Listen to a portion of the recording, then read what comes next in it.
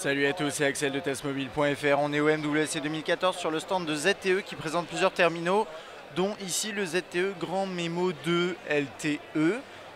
J'imagine qu'il mentionne LTE car il doit y avoir peut-être une version non LTE. En tout cas, là j'ai la version LTE sous la main, enfin dans la main même plutôt. Alors, c'est un appareil sous Android 4.4 avec un écran de 6 pouces HD TFT. On a un appareil photo 13 mégapixels à l'arrière de Sony, c'est du Sony BSI. Alors il y a des Nubia qui sont avec OIS, celui-là n'a pas. On a à l'avant 5 mégapixels pour donc la caméra frontale, une batterie de 3200 mAh, 2 Go de RAM, 16 Go de mémoire interne, un slot micro, j'allais dire micro SD, non j'ai juste lu micro USB, donc a priori il n'y a pas de micro SD, de slot micro SD. Si, pardon, excusez-moi, je suis désolé, là c'est écrit plus bas, voilà. Et il repose sur une plateforme de Qualcomm qui est la MSM 8926. Je connais pas les références par cœur. Je pense que c'est un Snapdragon 800, mais j'admets, là je sais pas du tout, c'est pas grave. Alors côté, on va éteindre l'écran et on va jeter un petit œil à cette bête. C'est un très très grand appareil, c'est du 6 pouces avec un design un peu particulier. Les extrémités sont arrondies, légèrement voilà, en courbe comme ça. Les tranches sont un petit peu plus droites. Juste ici, on a la touche, la caméra frontale, la sortie audio, quelques capteurs, le logo ZTE placé en haut à gauche. C'est assez original en fait comme placement pour un logo, quitte à en avoir un. Hop, quand je rentre dans l'interface long press, pardon. Ici, les touches sont dans l'interface, on/off. Et là, on a deux slots. Donc si je me trompe pas, je regarde juste, il a pas l'air d'être dual SIM, en tout cas c'est pas écrit dans les specs que j'ai sous les yeux. Donc ça voudrait dire qu'il y a un port, ouais il doit y avoir un port micro SD, ça j'admets là-dessus, je sais absolument pas, c'est pas mentionné dessus. Mais bon ça, vous le verrez, regardez les specs complètes sur internet, ce sera mentionné. Ok, jack 3.5, là ici ça a l'air d'être un micro secondaire, on dirait pas un infrarouge. Micro USB ici, volume, appareil photo à l'arrière avec son flash, un léger design plutôt sympa. Tout ça c'est du plastique, bon, c'est vraiment très plastifié. Hein. Enfin plastifié pour du plastique, mais c'est juste que ouais, ça fait presque bas de gamme. Bon, c'est pas dramatique. Alors côté interface, on a beaucoup de reflets, mais la luminosité est au maximum. Alors je la trouve pas extrêmement élevée. Je sais pas ce que vous en pensez.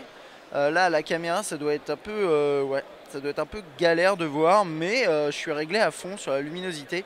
Mais niveau interface, on a quelque chose qui est classique chez ZTE dans le sens où on a du flat design, des grosses icônes qui ont été retravaillées. Là, on a un menu principal dans lequel on peut accéder à différentes options. Ça, c'est quelqu'un qui a dû activer ce truc-là, qui est absolument pas nécessaire. Vous pouvez utiliser les touches en bas hein, sans problème.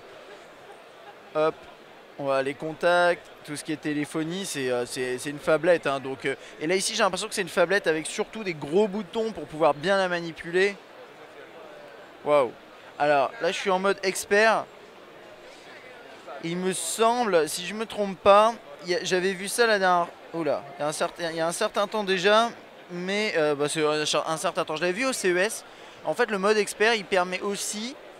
Il permet d'avoir une zone de focus et une zone d'exposition. Alors, à mon avis, waouh, c'est un peu lent par contre. Ouh, c'est même très lent. Faut pas oublier que souvent c'est des protos hein, sur les salons, mais déplacer le rond là, c'est un peu galère. Qu'est-ce qu'on a là? On a les paramètres avec la grille, possibilité de capturer une vidéo, voilà, ce genre de choses. Ensuite, saisie texte, on va jeter un œil. Voilà, donc là on a la saisie de texte en chinois, bien sûr. Sur les modèles internationaux, on aura la possibilité de basculer en anglais, en AZERTY et en français s'il doit arriver chez nous. Ça, c'est la question aussi hein, sur ces appareils-là. Je ne sais absolument pas s'ils arriveront chez nous. Généralement, ces terminaux, ils restent en Chine et certains marchés. Mais bon, ça vaut quand même le coup de s'attarder un petit peu dessus pour voir ce qu'ils valent. Par exemple, là, l'interface du calendrier.